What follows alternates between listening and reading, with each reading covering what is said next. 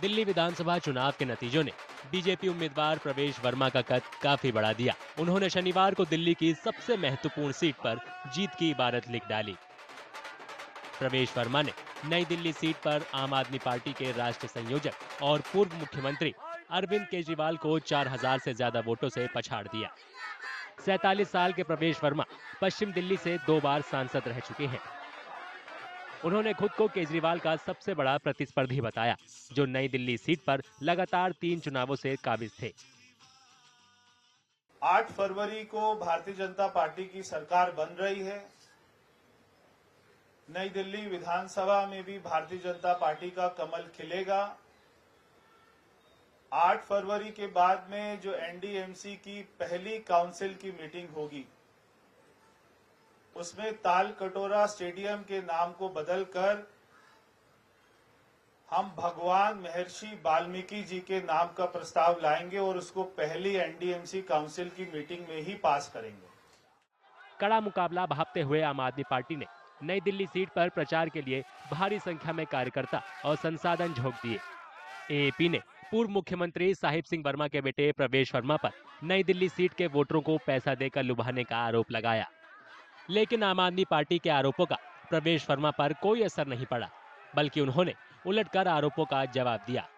यहाँ के दिल्ली के पूर्व मुख्यमंत्री अरविंद केजरीवाल के ऊपर और यहाँ के पंजाब के मुख्यमंत्री भगवंत मान के ऊपर मैं 100 करोड़ रुपए का मानहानि का मुकदमा दर्ज करने जा रहा हूँ, क्योंकि जो उन्होंने मेरे ऊपर में झूठे आरोप लगाए हैं, इसको दिल्ली की जनता कभी भी माफ़ नहीं करेगी।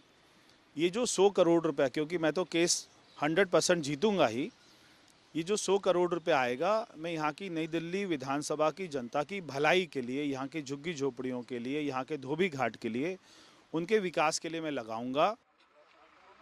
केजरीवाल पर जीत ने न सिर्फ बीजेपी के जाट नेता के रूप में प्रवेश वर्मा का राजनीतिक कद बढ़ाया है, बल्कि उन्हें दिल्ली के संभावित मुख्यमंत्री की कतार में भी मजबूती से खड़ा कर दिया है।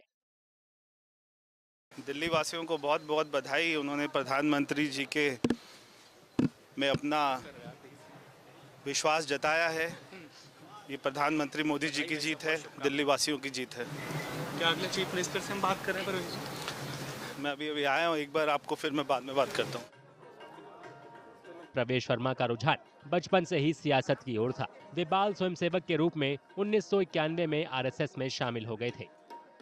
बाद में वे बीजेपी युवा मोर्चा में शामिल हुए और संगठन के राष्ट्रीय कार्यकारी सदस्य तक बने। इसके बाद उन्होंने बीजेपी की दिल्ली इकाई के महासचिव का पदभार संभाला। जो बड़ी बहनें होती है, उनका आशीर्वाद हमेशा अपने छोटे भाई बहनों के साथ ही रहता है। और जैसे हमने प्रवेश जी को देखा है, पापा के जाने के बाद उन्होंने जैसे पापा की लेगेसी को आगे बढ़ाने का काम किया है। एक भी मौका उन्होंने ऐसा नहीं दिया कि हमें लगे कि पापा ने जो अपनी लेगेसी बनाई थी उसमें कोई कमी आ रही है। उसको निरंतर बढ़ाने का काम किया है। एक बहन होने के नाते मैं उसको बहुत ढेर सारा आशीर्वाद देना चाहूँगी, बड़ी बहन होने के नाते। और उसको ये उम्मीद रखती हूँ, जो उसका विजन है एक बहुत सुंदर, एक सुरक्षित दिल्ली बनाने का, वो पूरा कर पाए। एक बड़े जंग में जब तक आपका लड़ने वाला स्ट्रांग नहीं है, तब तक उसको हम कैसे टक्कर देंगे। तो एक बड़े आदमी को हराने के लिए एक विजनरी होना ज़रूरी है, और भैया वो विजनरी हैं, दिल्ली के लिए हैं। जैसा पार्टी आदेश करेगी वैसा वो निभाएंगे, पिताजी के कदमों पे चलेंगे और उसी ही कदमों से आगे बढ़ते हुए जैसा जैसा हम चाहते हैं, पार्टी चाहती है, वो ज़रूर करेंगे। फिलहाल वे बीजेपी की राष्ट्रीय कार्यकारिणी के सदस्य हैं। उनके पिता ने सामाजिक कार्यों के लिए राष्ट्रीय स्वाभिमान नामक गैर सरकारी संगठन का गठन किया था। प्रवेश वर्मा उसमें भी सक्रिय रहते हैं। मेरे पिताजी द्वारा राष्ट्रीय स्वाभिमान संस्था का निर्माण आज से लगभग 25 वर्ष पहले किया गया था। आज मुझे बहुत ही अच्छा लग रहा है कि आतिशी जी और केजरीवाल जी हम जो कार्य कर रहे हैं उसकी सराहना कर रहे हैं। मैं पिछले 11 दिन से जो देख रहा हूँ यहाँ की महिलाओं का दुख, वो केजरीवाल जी पिछले 11 साल से नहीं देख पाए। यहाँ की महिलाओं ने उनको 3 बार वोट किया।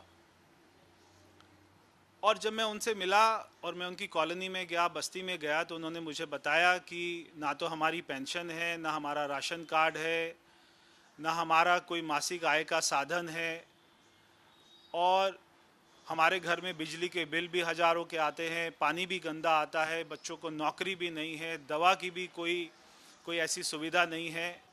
एक बात से मुझे खुशी है कि कम से कम मैं यहाँ पे शराब नहीं बांट रहा हूँ।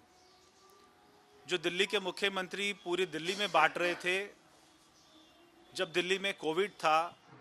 साल 2013 के विधानसभा चुनाव में वे महरौली सीट से विधायक चुने गए थे। 2014 के लोकसभा चुनाव में वे पश्चिमी दिल्ली सीट से सांसद बने। साल 2019 में उन्होंने इस सीट से दोबारा लोकसभा चुनाव लड़ा और 4,78,000 वोट से जीत दर्ज की। बहुत बढ़िया।